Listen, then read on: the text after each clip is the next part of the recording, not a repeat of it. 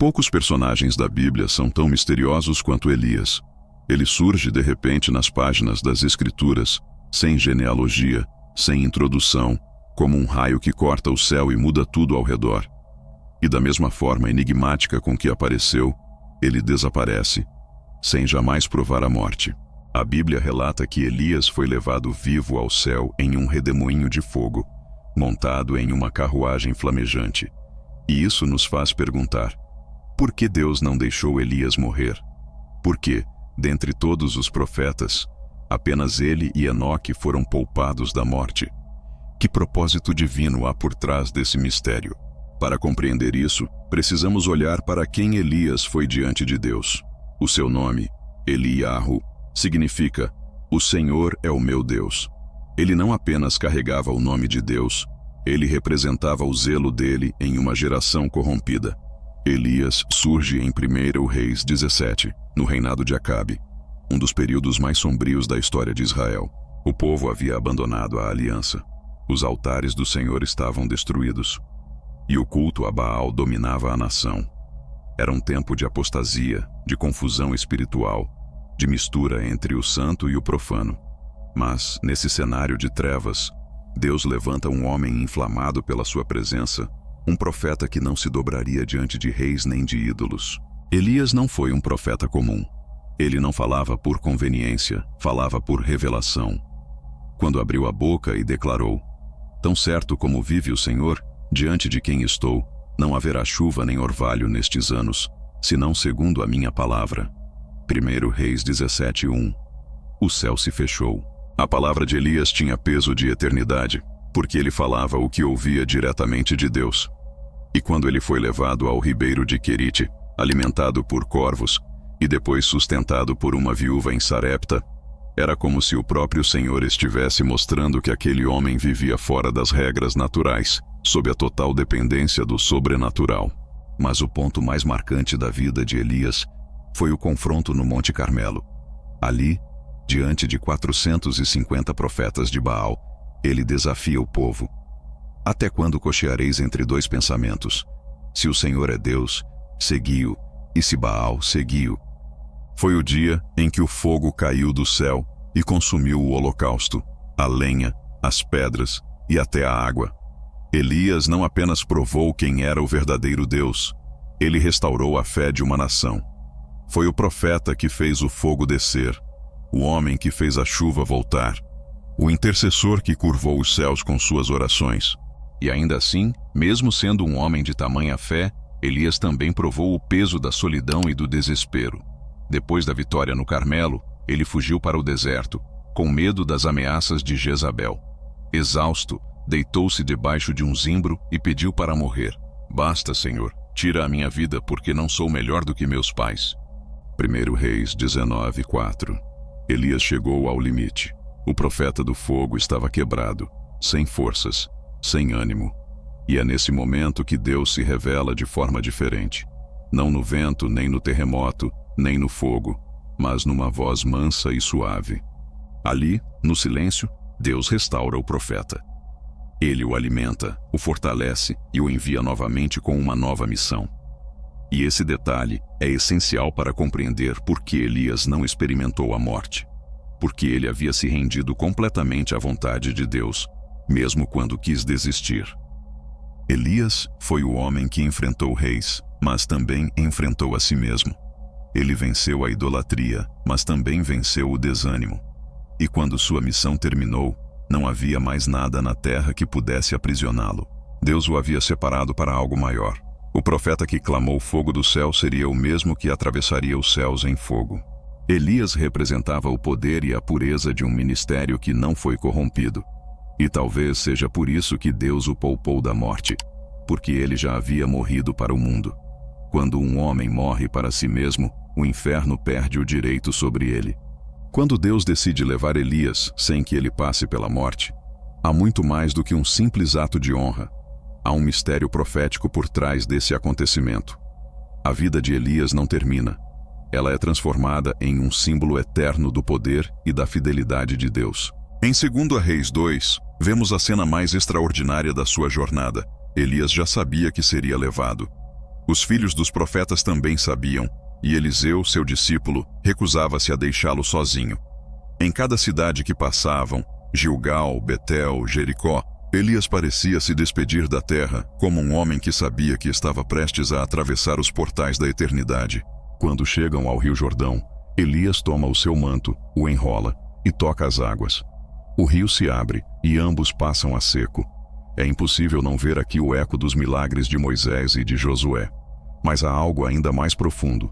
O Jordão representa a linha que separa o natural do sobrenatural, a terra da glória, o tempo da eternidade. E Elias, o profeta que não conheceu a morte, atravessa esse limite com vida. Do outro lado, ele pergunta a Eliseu: "Pede-me o que queres que eu te faça, antes que seja tomado de ti." E Eliseu, com ousadia espiritual, responde: "Peço-te porção dobrada do teu espírito." Elias então diz: "Coisa difícil pediste, todavia, se me vires quando for tomado de ti, assim se te fará." Então algo indescritível acontece. Um carro de fogo e cavalos de fogo aparecem e separam os dois, e Elias é levado ao céu num redemoinho. Eliseu grita: meu pai, carros de Israel e seus cavaleiros." Segundo Reis 2:12. E o manto de Elias cai, o mesmo manto que simbolizava o poder profético e a unção de Deus sobre ele. Eliseu o toma, toca novamente o Jordão, e as águas se abrem mais uma vez. O espírito de Elias agora repousa sobre outro. Mas o que realmente está por trás desse arrebatamento? Por que Deus o levou dessa forma? A resposta está nas promessas e nos planos eternos de Deus. Elias não foi levado apenas porque era um homem justo. Ele foi levado porque ainda tinha um papel profético na história da redenção. Ele se tornaria um sinal.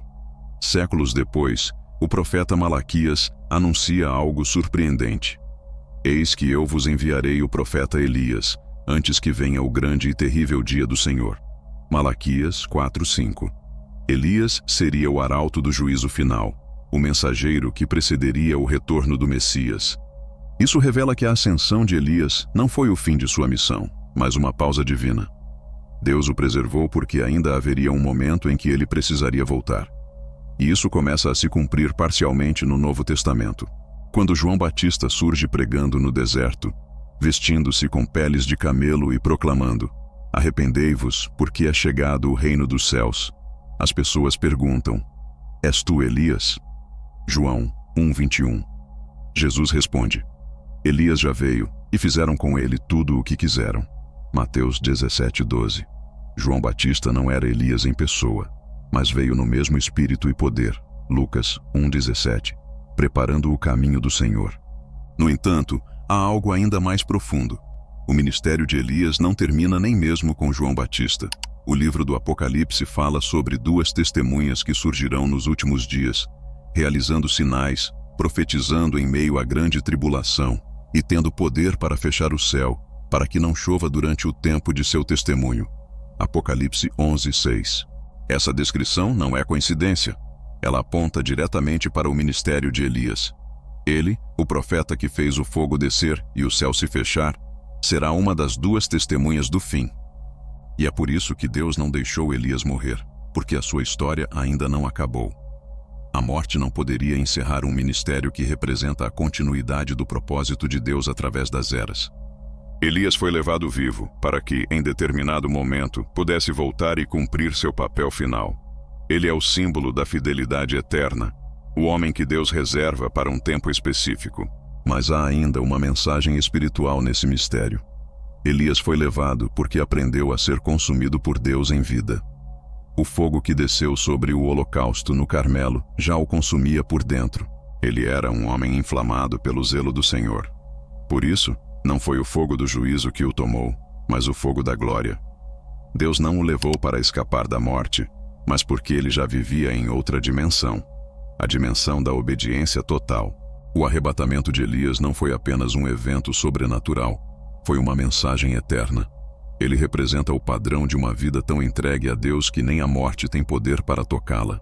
E de certa forma, Elias é o retrato de todos aqueles que serão arrebatados no final dos tempos, dos que serão transformados sem provar a morte, assim como está escrito em 1 Tessalonicenses 4,17. Depois nós, os que ficarmos vivos, seremos arrebatados juntamente com eles nas nuvens, para o encontro do Senhor nos ares. Elias foi o prenúncio disso. Ele é a prova viva de que Deus tem o poder de tomar os seus, de arrancar os fiéis da terra no tempo determinado e levá-los à sua presença. Mas há algo ainda mais profundo que Deus quer nos mostrar com Elias.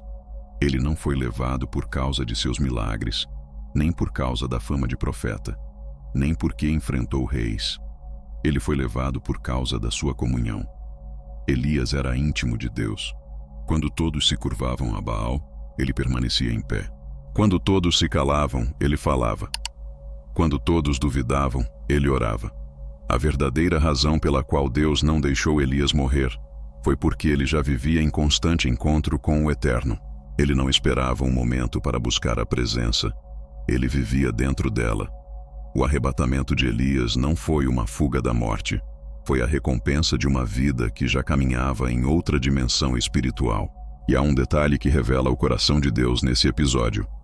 Antes de ser levado, Elias caminha com Eliseu até o fim. Ele poderia ter ido sozinho, mas decide investir nos outros até o último instante. A unção que estava sobre ele precisava continuar. O manto que caiu do céu representa isso. O legado que não termina. Elias não morreu porque seu ministério não podia ser encerrado por uma sepultura. Ele foi elevado para mostrar que o propósito de Deus é eterno. Quando um homem é consumido pela presença, a morte não o interrompe, ela apenas o transforma em testemunho. Mas o mais impressionante é que Elias aparece novamente centenas de anos depois, em uma das cenas mais gloriosas dos evangelhos, a transfiguração de Cristo. Jesus sobe ao monte com Pedro, Tiago e João, e de repente, o seu rosto resplandece como o sol, e suas vestes se tornam brancas como a luz. E quem aparece ao lado dele? Moisés e Elias, conversando com o Filho de Deus, Mateus 17:3.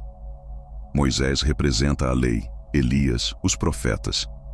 Ambos agora diante de Cristo, o cumprimento perfeito de tudo.